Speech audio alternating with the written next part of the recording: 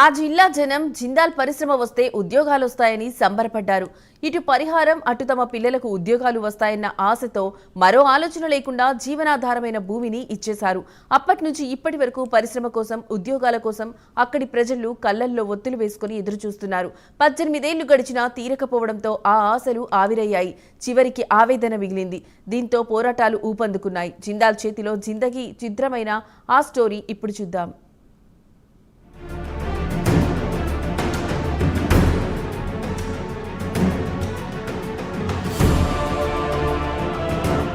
విజయనగరం జిల్లా శృంగవరపుకోట నియోజకవర్గ పరిధిలోని కీల్తంపాలెం సమీపంలో జిందాల్ కంపెనీ కోసం 2008లో భూసేకరణ జరిగింది. కీల్తంపాలెం, మూల బొడ్డవర, చినఖండేపల్లి, చీడిపాలెం, ముషిడిపల్లి గ్రామ పరిధిలో 1127 ఎకరాల 76 సెంట్ల భూమి సేకరించారు. ఇందులో 208.54 ఎకరాల ప్రభుత్వ భూమి కాగా డి పట్టా భూములు 919.22 ఎకరాల వరకు ఉంది. మొత్తం 375 మంది నుంచి భూమి సేకరించగా అందులో 320 మందికి అప్పట్లోనే పరిహారం చెల్లించారు. భూసేకరణలో భాగంగా డి పట్టా భూములున్న వారికి ఎకరాకు 2,05,00,000 రూపాయలు చెల్లించారు. ఇందుకు సమానమైన సొమ్మును పరిశ్రమలో షేర్లుగా పెడతామని మాటిచ్చారు. నిర్వాసిత కుటుంబాలకు ఉద్యోగం ఇస్తామన్నారు. ఇదంతా జరిగి 18 ఏళ్లవుతుంది. సేకరించిన భూమిలో ఇంతవరకు నిర్మాణం జరగలేదు. భూములిచ్చిన రైతులకు జీవనోపాధి కోల్పోవడంతో ఆవేదన వ్యక్తం చేస్తూ రిలే దీక్షలు, ధర్నాలు చేస్తూ ఆందోళనకు దిగారు.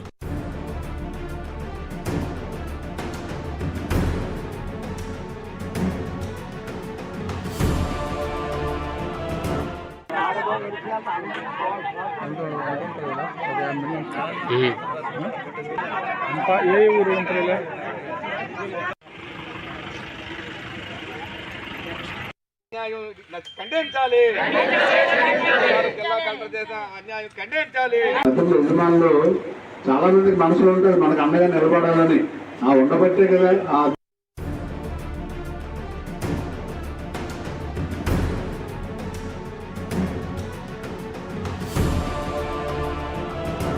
జిందాల్ పరిశ్రమకు అవసరమైన బాక్సైట్ అరకు, అనంతగిరి కొండలో దొరుకుతుంది. అయితే బాక్సైట్ తవ్వకాలకు స్థానికులు అభ్యంతరం చెప్పడంతో జిందాల్ పరిశ్రమ నిర్మాణం ముందుకు సాగలేదు.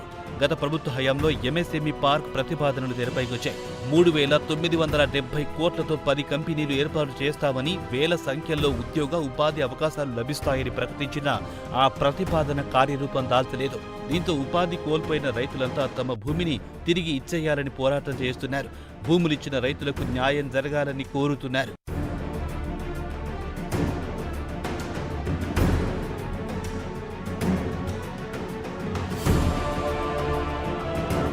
జిందాల్ కోసం అనేసి వాళ్ళ సైట్లు ఇచ్చి 18 సంవత్సరాలు అయింది, కానీ వారికి ఎటువంటి న్యాయం జరగలేదు.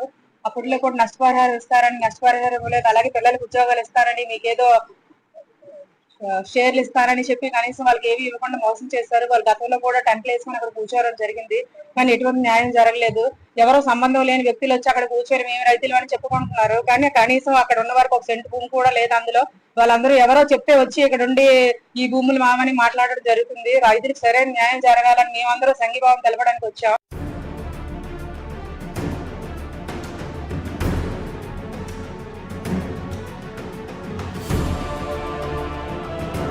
ఇదిలా ఉంటే అప్పట్లో తన మాట మీదే రైతులకు భూములిచ్చారని, అందువల్ల తమకు న్యాయం చేయాలంటూ కోరుతున్నారని ఎమ్మెల్సీ రఘురాజు తెలిపారు. ఆందోళన చేస్తుంటే పోలీసులు అడ్డుకుంటున్నారని, తమ ఇంటి వద్దకొచ్చి ధర్నాలు చేస్తున్నారని చెప్పారు. అటు ప్రభుత్వం, ఇటు రైతుల వద్ద తనకు చెడ్డ పేరు వస్తుందని, ఇదంతా తనకు ఇబ్బందికరంగా మారిందని చెబుతున్నారు.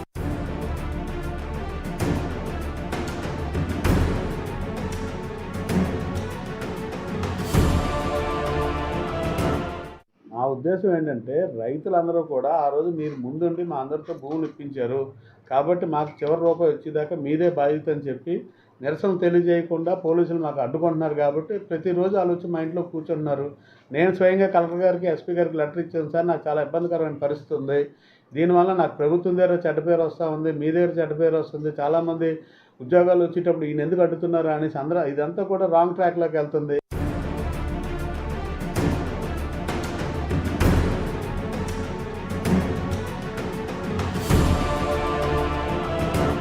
జిందాల్కు భూములిచ్చిన వారందరికీ అప్పట్లోనే పరిహారం చెల్లించడం జరిగిందన్నారు కలెక్టర్ అంబేద్కర్.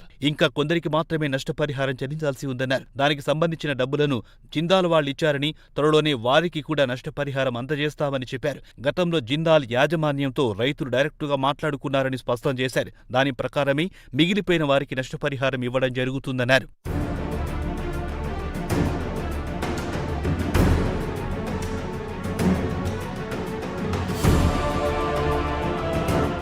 1166 ఎకరాలని ఆ కంపెనీకి అలాట్ చేయడం జరిగింది. జరాయితీ ల్యాండ్ని 180 ఎకరాలు వాళ్ళు డైరెక్ట్ రైతులను పర్చేజ్ చేసుకున్నారు. అందులో గవర్నమెంట్కి ఎటువంటి పాత్ర కానీ ఎటువంటి యాక్టివిటీ కానీ మా తరఫున జరగలేదు. వాళ్ళు డైరెక్ట్గా రైతు దగ్గర నుండి కంపెనీ వాళ్ళు వాళ్ళ పేరు మీద కొనుక్కున్నారు. రిమైనింగ్ 834 ఎకరాలని అసైన్మెంట్ ల్యాండ్ని మేము రిజ్యూమ్ చేసుకుని అది వాళ్ళకి ఎలినేట్ చేయడం జరిగింది. ఆ రిజ్యూమ్ చేసుకున్న ల్యాండ్ కూడా ఎంతమంది బెనిఫిట్స్ అవుతున్నారో వారికి కూడా మేము కాంపన్సేషన్ కూడా ఇవ్వడం జరిగింది. రిమైనింగ్ 151 ఎకరాలు గవర్నమెంట్ ల్యాండ్ని మేము డైరెక్ట్గా కంపెనీ పేరున ఎలినేట్ చేయడం జరిగింది. గతంలో జరిగిన ప్రాసెస్ అది. ఈ అసైన్మెంట్ ల్యాండ్ ఏదైతే 834 ఎకరాలు ఉందో అందులో 375 మంది ఎస్ఎన్ఈస్ ఉంటే 332 మందికి మేము ఆల్రెడీ వాళ్ళకి కాంపన్సేషన్ ఎంతైతే గవర్నమెంట్ నార్మ్స్ ప్రకారం ఆ రోజు నిర్ణయించబడిందో ఆ కాంపన్సేషన్ అమౌంట్ని మేము పూర్తిగా వాళ్ళకి ప్రభుత్వం తరఫున పే చేయడం జరిగింది. ఈ రిమైనింగ్ ఒక 28 ఎకరాలు చెందిన 15 మంది ఎస్ఎన్ఈస్ ఈ రోజుకి వాళ్ళు క్లెయిమ్ చేయలేదు.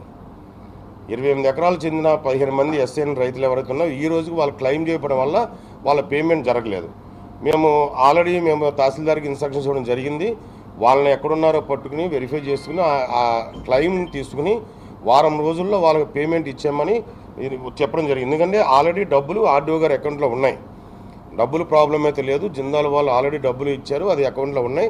అప్పుడు జిందాల్ వారు అక్కడ రైతులతో వాళ్ళు ఎంప్లాయ్మెంట్ ఇస్తామని కానీ అది లేకపోతే అది ఎంప్లాయ్మెంట్ వద్దనిపోతే 1 టైం సెటిల్మెంట్ కింద 3 లక్షలు ఇస్తామని వాళ్ళ రైతులతో వాళ్ళు మాడుకున్నారు. అది దాంట్లో గవర్నమెంట్కి ఎటువంటి ప్రమేయం లేదు.